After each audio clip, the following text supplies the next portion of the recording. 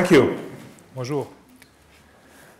So there are some remarkable things happening around ideas and knowledge and education. And one of these is the fact that the internet is making it possible for a vast number of people to access easily some of the best teachers in the world. People like Ken Robinson, an education specialist, or space scientist Caroline Porco, or Hans Rosling, who we have seen before in the video, or Jill Taylor, a neuroscientist who you will see in a moment. Every single one of those four people, if you had a chance to listen to a lecture by them or to sit with them for lunch or for coffee, they will probably inspire you and maybe change a little bit the way you look at the world. They are great teachers. They're knowledgeable, they're passionate, they're insightful, and they know how to pass on a message.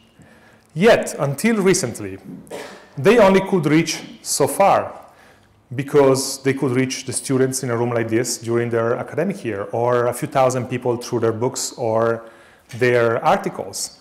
And that was it. And then in the last few years, they've started to reach beyond that, mostly because of the web. In these specific four cases, they came to TED, and we are not the only ones doing this. Many other organizations do the same thing. They gave a great talk. We filmed it. We posted it on TED.com and on other sites. And with astonishment, we saw it go virally. Every single one has been seen more than 1 million times. So an obscure demographer from Stockholm, like Hans Rosling, is now a global rock star of knowledge. And it's the same for all of them here and many others. This is quite remarkable as a phenomenon. Now, those who know TED, most of those who know TED through the conferences, TED in California and TED Global in Oxford every year. This year we also had one in India, TED India in November. And know TED through the website, TED.com, I'm sure you're all familiar with. Yet TED is a broader platform than that, and is designed to spread ideas. It's really about spreading ideas. We use a lot of social network channels. We have different other websites. We have a prize, the TED Prize.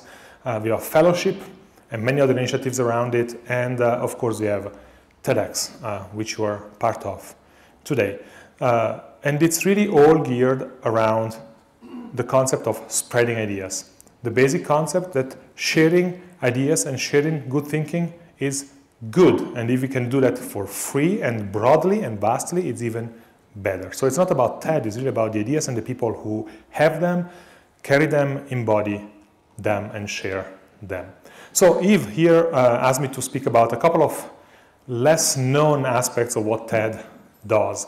And so I thought that I would start with the Open Translation Project. Now, if you went to the TED webpage back in February, this is what you would have seen. It says, riveting talks by remarkable people free to the world.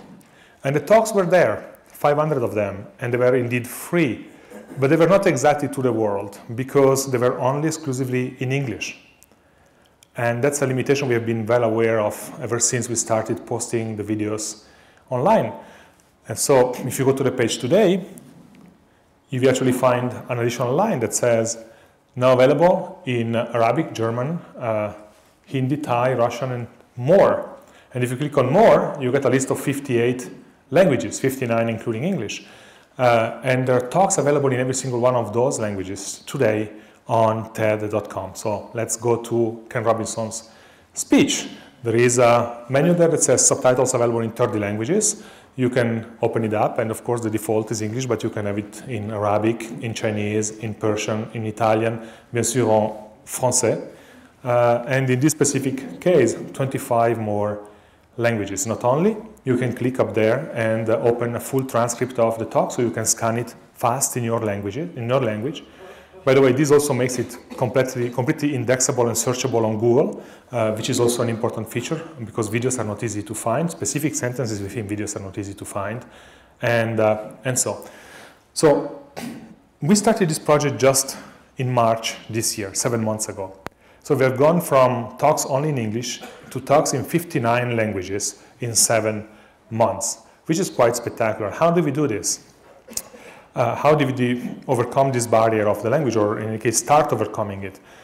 At the beginning, we thought we would go professional. We would just hire translators, ask them to translate the talks, and then post the subtitles online. And then we made some calculations, 500 speeches, one new one every day, possibly to turn into 50 languages, maybe 100 languages. It just was impossible to do it financially. And so we turned to the community, to the TED community, to people like you, people who come to the TED conferences, people who just watch the videos online and know TED through the channel. And they responded overwhelmingly. There are now hundreds and hundreds of translators around the world translating the TED Talks into their language on a volunteer base. So for free, it's pure volunteer-based, grassroots, crowdsourcing, let's call it like that, of translating TED Talks and make them available and accessible to people who do not speak English or not well enough, including people in languages like Swahili or Urdu or Farsi, as we've seen before, and even smaller one. One of the surprises we got, Bulgaria. Bulgarian is actually one of the most popular languages on TED.com today, just because there are half a dozen of Bulgarian translators that are very active. There is a guy in Sudan who has translated more than 100 talks into Arabic all by himself. Well, almost by himself, because there are always 2 translators per talk. This is part of the quality control mechanism. Obviously, the question is, if they're all volunteers, how do you control the quality of the translations? Well, the first check comes when they volunteer, because they do not volunteer generically to translate a talk, but they volunteer to translate a specific talk that they like, and therefore they tend to translate it well. And then we match them with another translator of the same language. One does the translation, the other checks it, and if there are discrepancies, we work with them to narrow them until the moment where they can both sign off on the version. And their names are up there just next to their translation. If you click on their name, you will go to their profile on TED.com. There is a badge that says, I'm a TED translator. There's a list of what they have translated. So there are different layers of motivation and of control to make sure that the quality is good. So in 7 months, we went from English to 59 languages on TED.com. Pretty spectacular, I think, and totally surprising to us as well. And there are more languages coming online every week. The second thing I wanted to talk about is the TED Prize. Every year we give a prize to 3 remarkable people. It's a prize that has to do with their past achievements, but has also to do with their future potential, and particularly with their ideas for the future. They get $100,000, but that's not the prize. That's just money to help make the prize happen. The real prize is they get 18 minutes at TED to express a wish, which is basically a project or an idea, and ask the TED community, those who are in the room listening, those who watch the video, those who will watch the video in the future, to help them realize that wish. These are the 3 winners of this year, 2009, announced in February, and we will announce soon the 3 winners of 2010. Actually, there may be a change in rules, so maybe there will not be 3. But just to give you an idea of the kind of wishes that they expressed, this is what Sylvia Earle wished for when she won last February. You can read it, but basically she said, help me save the oceans. Not exactly a small wish, not exactly a small project, not exactly something that a small organization like TED can take on and make happen by itself. But the TED community can do many things. And many people and many organizations in the TED community lined up behind Sylvia's vision to create marine reserves and the protected areas in the oceans. And things are happening right now as we speak around this wish. And you will hear a lot about Sylvia Earle, who's an oceanographer. She's basically the Capitaine Cousteau of America. You will hear a lot about her and about her wish in the spring, when we will announce some of the first results of the TED Prize. But just to give you an idea how TED Prize is developed, all with the help of the TED community. Again, this is James Natchway's work. James is a photographer, one of the best known photographers in the world. He won in 2008, came and said, well, there is an epidemic which is developing in different parts of the world and which is not being covered by the media, yet it is very important and very serious. So I would like you, once I have done my reporting on that, to help me create an awareness campaign globally, make people aware of this problem and make people think about this problem. And the problem was extreme drug-resistant tuberculosis, which indeed is actually spreading in different parts of the world, particularly, and that's why it's not well covered by the media, in parts that are difficult to access, in countries that do not have a healthcare system and a reporting system that's very active, and so on.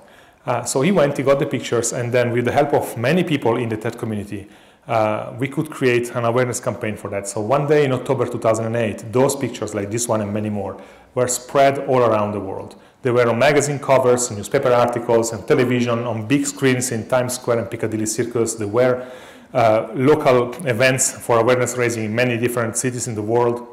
And that happened right in the middle of the US presidential campaign. And that day, both Barack Obama and John McCain released a statement saying, when I'm in the White House, my administration will look into this. And indeed, the Obama administration is now looking into this and has a proposal for increasing funding, both for fighting the illness and for increasing research on the problem. So that's what happens around a typical TED Prize. Here is another. Neil Turok is a physicist from England, although now he lives in Canada. And in his spare time, he had created a school in Cape Town called AIMS, which is a school for mathematically gifted kids. They bring them in and they bring them up to the level where they can go to the best universities. Amazing success story. And so his TED wish when he won the prize was, help me replicate this model across Africa in other countries. And there too, a community came together. You see the kind of people that are involved as sponsors, so as supporters. And then there are many others, many companies that support it, that give technology, time, engineers, money, field research, other kind of support. Small things like, I will do an iPhone app for you, and big things like, I can find a place for your school. And actually the first of those clones of AIMS is already opened in Abuja, and there are at least 2 coming online next year. So you see here too, the prize is moving along, and it's moving along in a pretty successful way. And this is another example. It's the last one for the TED Prize, but it's a special one because it's the most recent one that actually got to its realization. Karen Armstrong is a religious scholar from England. She's probably the best or the best known religious scholar in terms of comparative religions. And she won the prize, and she said, well, when we talk about religions, we usually talk about what divides us. But what about talking about our common ground, what unites us? And what unites us is compassion. It's the idea of do not do unto others what you do not want to be done unto you, or treat others the way you want to be treated. So her wish, and you can read it there, is help me create a charter for compassion, drafted and written by a group of inspirational leaders from, in her case, the 3 religions of Judaism, Christianity, and Islam, and get it spread around the world and adopted by as many people as possible. The community got behind it. Many people got inspired by our vision. Many people helped open doors, helped with contacts, helped with resources and other things. And indeed, a group came together at a very high level, representing not only those 3 religions. You see here Archbishop Desmond Tutu. You see Sheikh Ali Goma, who is the Grand Mufti of Cairo, and other people like that. So very high-level representatives of those 3 religions, as well as Hinduism, Confucianism, and Buddhism. And they started working on a common charter, defining what compassion is, and basically trying to define the common ground between and among religions. These are half of the members of the group. And then they got input from around the world, from thousands of people through a wiki and another website who contributed ideas. And they drafted a charter actually in Switzerland. This is not known, but they actually met earlier this year for several days in Vevey to draft the charter. And it was released on November 12th, so 1 year and a half after Karen's wish. And this is just the beginning. It's a 1-page document that you can read on the charter's website. It's a beautifully inspiring document. It has also been crafted into plaques, which have been designed by Swiss Yves Béard, the designer, He just volunteered his work to design these plaques, and dozens of these plaques in different languages have been affixed already and will be affixed on religious buildings all around the world. And you can read the charter, and if you agree with it, you can sign it, what we call affirm it, like these people have already done, and thousands of others have already done on the website. So this is another TED Prize that is coming to realization. And finally, I wanted to mention a few things about TEDx, of which you're part of today. This is a concept that we started developing last year because after we started posting the videos online, many people around the world have discovered TED who could not come to the conference before. And they liked it. And they started asking us, why don't you come and do a TED conference in Kuala Lumpur, in Barcelona, in Geneva? And of course, we cannot multiply the conferences. So we try to find a way to just answer why you can do it. You can do your own TED or your own conference a la TED. And so we came up with this framework called TEDx. And basically the framework, in a very simplified, short way, is the following. Anyone who wants to do a conference a la TED, like the one here today, and Eve did a great job, by the way, can apply for a license. The license is free. We don't get any money out of it. Because it's all about spreading ideas. And you just have to commit to stick to a dozen rules. For example, not charge for an entry ticket and things like that. And once you commit to that and you get a license, you do your event.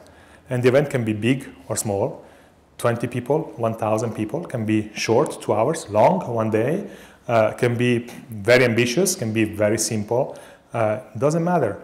We do not play any role at all beyond giving the license in organizing what you've been experiencing here today. The local organizers play all the roles and are completely independent from us in the term. And when we launched this, we thought there will be maybe 20 TEDx's this year. So we launched it in March this year. There will be 20 TEDx's this year. The most committed members of the community will organize one because they want to have their own TEDx. So we will go in 1 year from 2 conferences to 22. That would be fantastic.